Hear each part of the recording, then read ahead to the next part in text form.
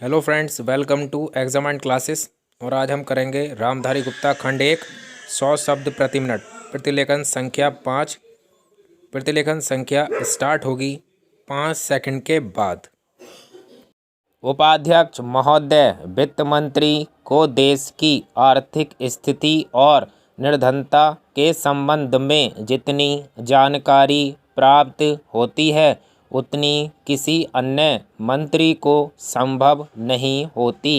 Budget बनाते समय वैसे तो बजट में आय व्यय का ब्यौरा होता ही है, लेकिन मूल रूप में देश की आर्थिक नीतियों में किस प्रकार का परिवर्तन हो तथा किस मार्ग पर वह देश को चलाना चाहते हैं, सरकार का लक्ष्य क्या हो, इन सब नीतियों का बजट में विवरण होता है। हमारे वित्त मंत्री चाहे जिस पद पर भी रहे हों, चाहे वह मुख्यमंत्री रहे हों या केंद्रीय सरकार में रहे हों, उन्होंने शानदार काम किया।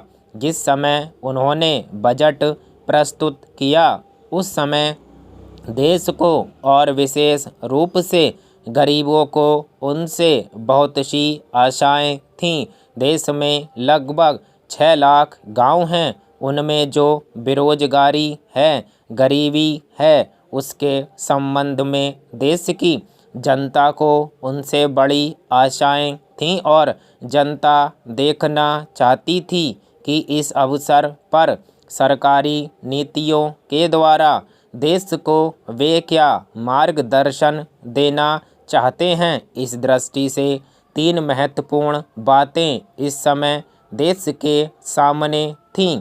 देश का आर्थिक विकास तेजी से हो, अधिक लोगों को काम मिल सके और मूल्यों में स्थिरता आए। जहां तक इन 3 उद्देश्यों का संबंध है, हमने देखा कि उस ओर कुछ प्रयत्न हुए हैं। विशेष रूप से गरीबी हटाओ के संबंध में इस देश में जो चर्चा चल रही है, इस बजट में कुछ सीमा तक उसका उल्लेख मिलता है, क्योंकि जितने भी प्रत्यक्ष कर लगे हैं वे ज़्यादातर धनी लोगों पर और विशेष रूप से शहर के लोगों पर लगाए गए हैं।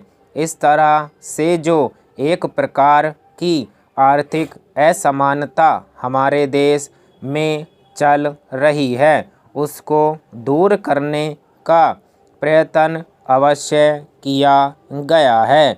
लगभग 5 दशक पूर्व जब हमारा देश स्वतंत्र हुआ था, उस समय देश में जितने सरकारी कर्मचारी थे वे ऐसा समझ बैठे थे कि अब तक देश में जिस तरह से अंग्रेज़ों का प्रशासन चल रहा था उस तरह से काम नहीं चलेगा, क्योंकि कांग्रेस के जो नए लोग आए थे, जो मंत्री बने थे, वे लोग धन के मामले में त्यागी आदमी हैं। धन से उनको मोह नहीं है, लेकिन बाद में उन्होंने देखा कि हमारे मंत्री लोग भी उसी तरह से शानदार जीवन पसंद करने लग गए जिस तरह से अंग्रेज करते थे।